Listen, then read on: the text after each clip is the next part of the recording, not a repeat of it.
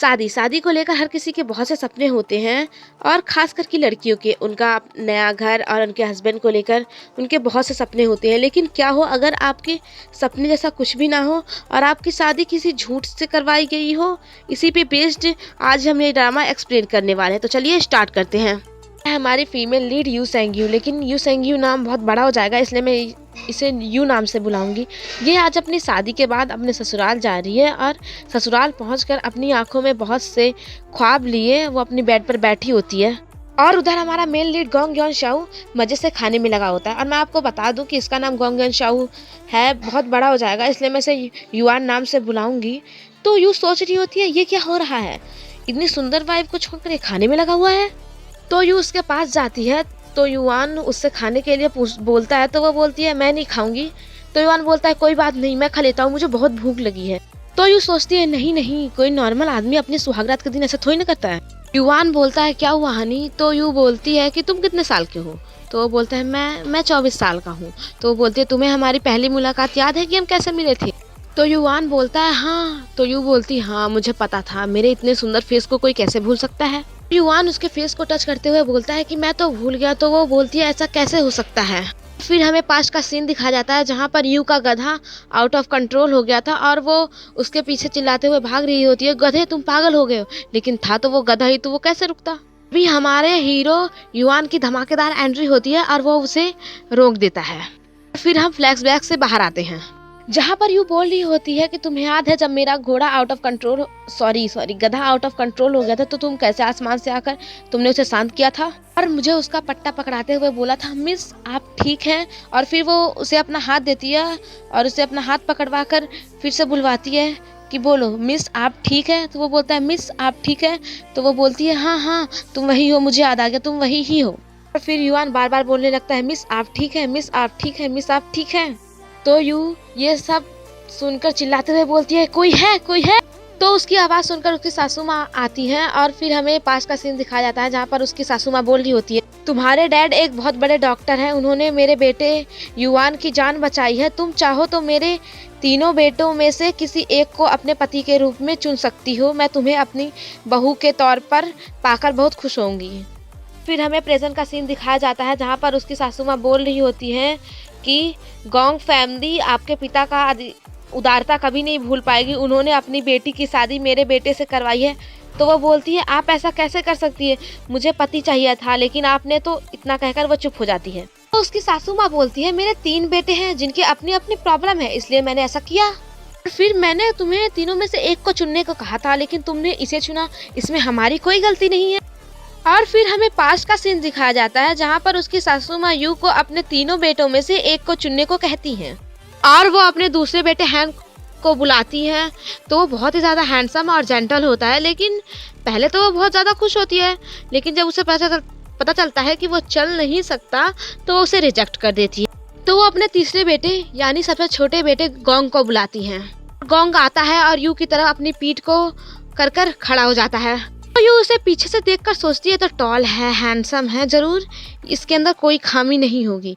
लेकिन जब वो अपना मुंह उसकी तरफ करता है तो वो उसके मुंह पर बहुत सारे दाग धब्बे देखकर उसे भी रिजेक्ट कर देती है और सोचती है कि मैं इनमें से कैसे किसी को चूज कर सकती हूँ, एक तो चल नहीं सकता, दूसरे के मुंह पे इतने सारे दाग धब्बे हैं। तो उसकी सासू माँ अपने तीसरे बेटे यानी युआन को बुलाती हैं। तो यू उसे देखते ही पसंद कर लेती है और फिर हमें प्रेजेंट का सीन दिखाया जाता है और उसकी सासू माँ बोल रही होती है कि तुमने ही युआन को अपने पति के रूप में चुना था तो इसमें हमारी गलती कैसे हो सकती है। तो यू बोलती है आप सबने मुझे धोखा दिया है, देखिए इसे ये कितना ज्यादा फूडी है और ऊपर से पागल भी है। तो उसकी सासू माँ उसे चुप करवाते हुए बोलती है तुम्हारी हिम्मत कैसे हुई गोंग फैमिली के सबसे बड़े बेटे को पागल कहने की। तो यू गुस्से में बोलती है कि आप सबने मुझे धोखा दिया है, मैं आप सबके ऊपर बिजली गिरा दूंगी। वो तो ऐसे ही बोलती है लेकिन सच में बिजली कड़कने लगती है। तो वहाँ पे खड़े सभी लोग डर जाते हैं और फिर युआन और उसकी माँ बातें कर रहे होते तो वो वहाँ से जाने की कोशिश करती है लेकिन युआन उसे पकड़ लेता है और गोद में उठाकर अंदर ले जाता है। तो उसकी सासू माँ बहुत खुश होती है और फिर वहाँ से चली जाती हैं और उधर यू लेटी होती है और युआन उसे देख रहा होता है और यू सोच रही होती है ये मेरा पहला प्यार और मेरी पहली शादी थी तो ये पागल कैसे हो सकता है। और युआन तो उसके हाथ के साथ खेलने में लगा होता है। और यूँ तो अभी भी यही सोच रही होती है कि मैंने इस शादी के लिए कितने सपने देखे थे, इस शादी की वजह से मैंने अपने सपने, अपनी जॉब सब कुछ छोड़ दिया। और उधर हमें यू के पिता दिखाए जाते हैं जो कि एक गुड़िया को देखते हुए बहुत ही ज़्यादा दुखी होते हैं। और फिर हमें फ्लैशबैक में एक तलवारबाजी का सीन दिखाया जाता है जहाँ पर यू के पिता हार जाते हैं और फिर उसके कुछ दिनों के बाद वो यू को बताते हैं कि उन्होंने उसकी शादी तय कर दी है और वो यू फैमिली के गैंग फैमिली के तीनों बेटों में से किसी एक को चूज कर सकती है। और फिर यू अपने गधे के साथ होती है और सोच रही होती है ये सब बहुत जल्दी हो रहा है, अभी मैं कल ही तो अपने सपनों के राजकुमार से मिली थी, क्या अब मैं उससे कभी नहीं मिल पाऊंगी, और बहुत ही ज़्यादा दुखी होती है। फिर वो दुल्हन के कपड़े पहनकर अपने पिता के पास जाती है और उसके पिता बोल रहे होते हैं कि तुम शादी के बाद गोंग फैमिली के सारे नियम मानना, उनका ख्याल रखना, उनको अपने पेरेंट्स की तरह मानना और अपने पति के साथ हमेशा खुश रहना। तो यू बोलती है मैं समझ गई और मैं हमेशा याद रखूंगी, और मुस्कुराते हुए बोलती है पिताजी मैं जा रही हूँ। तो उसके पिता भी रोते हुए बोलते हैं तुम जाओ।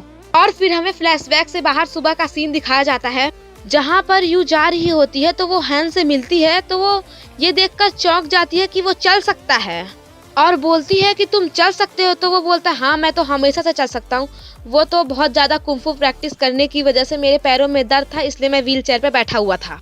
तभी पीछे से गोंग आता है तो वो देखकर चौंक जाती है कि उसके मुंह पे कोई दाग धब्बे नहीं है और बोलती है तुम्हारे मुंह पे तो कोई दाग धब्बे नहीं है, तुम सबने मिलकर मुझे पागल बनाया है। तो गोंग बोलता है नहीं सिस्टर इन लो, वो तो मौसम के बदलने की वजह से मेरी स्किन ड्राई हो गई थी और थोड़े पिंपल्स निकल आते हैं। और सभी मेट्स से बोलता है सही कहा ना मैंने, तो सभी मेट्स बोलते हैं हाँ आपने सही कहा यंग मास्टर। तो यूँ बहुत गुस्सा होती है और उन्हें सुनाने लगती है, लेकिन उन पर तो उसका कोई असर नहीं होता और वो सब उसे चिढ़ाने लगते हैं। तो ये सब सुनकर और देखकर वो बेहोश हो जाती है और फिर हमें दिखाया जाता है कि यू बेहोश होकर लेटी होती है और युवान उसे ही देख रहा होता है। और यू के होश में आते ही युवान बोलता है हनी तुम ठीक हो गई, तुम्हें पता है तुम पूरे 162 घंटे से सो रही हो, मुझे तो लगा कि फुआंग ने तुम्हें कोई जहर तो नहीं दिया। तो उठकर बोलती है मैं बहुत गुस्से में हूँ। और फुआंग कौन है? तो वो बोलता है फुहू पिग। तो यू बोलती है अब ये वुहू पिग कौन है? तो वो एक मेड को आगे करते हुए बोलता है ये है। तो वो मेड बोलती है फाइनली आप उठ गई, आपको पता है यंग मास्टर जब से आप बेहोश हुए तब से बिल्कुल भी सोए नहीं हैं। तो यू बोलती है क्या तुम सच में नहीं सोए हो? और जाओ अब सो जाओ। तो युवान बोलता है मुझे भूख नहीं लगी है, मैं तो तुम्हारे उठने का ही इंतजार कर रहा था, चलो अब खाना खाते हैं। तो यू बोलती है मुझे भूख नहीं लगी है, जाओ तुम खा लो। तो युवान बोलता है तो फिर चलो हम गेम खेलते हैं। तो यू बोलती है मैं बहुत थकी हुई हूँ और लेट जाती है। तो युवान बोलता है ठीक है मैं तुम्हें कहानियाँ सुनाता हूँ। तो ये सुनकर यू बोलती है ठीक है चलो खाना खाते हैं। फिर वो दोनों खाना खाते हैं और उसके बाद यू लेट जाती है। तो युवान बोलता है मैं यही तुम्हारे साथ रुक जाऊँ, मैं तुम्हें बिल्कुल भी डिस्टर्ब नहीं करूँगा पक्का। तो यू बोलती है कि एक तुम ही तो हो जो मुझे डिस्टर्ब कर रहे हो। तो युवान बोलता है मैं तुम्हें जोक सुनाऊं। तो यू गुस्से में बोलती है क्या तुम पागल हो? तो युवान उसकी कॉपी करते हुए बोलता है तुम पागल हो? तो यू बोलती है तुम पागल बनने का नाटक कर रहे हो? तो युवान बोलता है तुम ये क्या बोल रही हो, मेरी माँ तो बोलती है कि मैं बहुत ज़्यादा स्मार्ट हूँ। और फिर हमें रात का समय दिखाया जाता है जहाँ पर यू और उसकी मेड भाग रहे होते हैं, लेकिन फिर से युवान उन्हें देख लेता है और फिर हमें सीधे सुबह का सीन दिखाया जाता है जहाँ पर यू अपने सासू माँ के कमरे के बाहर खड़ी होकर उनकी बातें सुन रही होती है। लेकिन हैन उन्हें देख लेता है और बोलता है सिस्टर इन लॉ आप यहाँ क्या कर रही हैं? तो यू बोलती है मैं कुछ ढूंढ रही हूँ। तो हैन बोलता है मैं आपकी कुछ मदद कर सकता हूँ? तो वो बोलती है नहीं नहीं। फिर हमें दिखाया जाता है कि युवान खाना खा रहा होता है तो वो यू को भी बुलाता है। तो यू जाती है लेकिन उसे खाने की स्मेल अच्छी नहीं लगती, तो वो बोलती है इसे फेंक दो। फिर हमें दिखाया जाता है कि यू लेटी होती है और युवान नीचे बैठा होता है और उसे ही देख रहा होता है। तो यू सोचती है ये चुपचाप है, मतलब कुछ खराब ही सोच रहा होगा, और अपने तकिए को ही मारने लगती है और बोलती है कितना भारी है और लेट जाती है। तो युवान जाता है और एक कुल्हाड़ी लेकर आता है और उस तकिए पर मारने वाला ही होता है, लेकिन तभी यू उठ जाती है और बोलती है तुम क्या कर रहे हो? तो युवान बोलता है हनी तुम्हें ही तो ये पसंद नहीं था, मैं तो इसे खत्म कर रहा था तुम्हारे लिए क्योंकि मैं तुमसे बहुत प्यार करता हूँ ना। तो उसे मारते हुए बोलती है तुम पागल हो गए हो। तो युवान बोलता है किसी इंसान को मारना गलत है। तो यू बोलती है तुम मुझे उल्टा जवाब दे रहे हो। और फिर हमें सुबह दिखाया जाता है कि यू अपने चोटी से खुद को फांसी लगाकर मारने की कोशिश करती है, लेकिन कोई अपनी चोटी से थोड़ी ना फांसी लगाकर मर सकता है।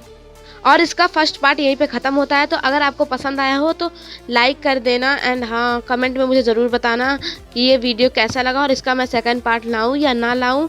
और हाँ, अगर पसंद आया हो तो सब्सक्राइब भी ज़रूर कर देना। तो मिलते हैं नेक्स्ट वीडियो में, तब तक के लिए bye bye and take care.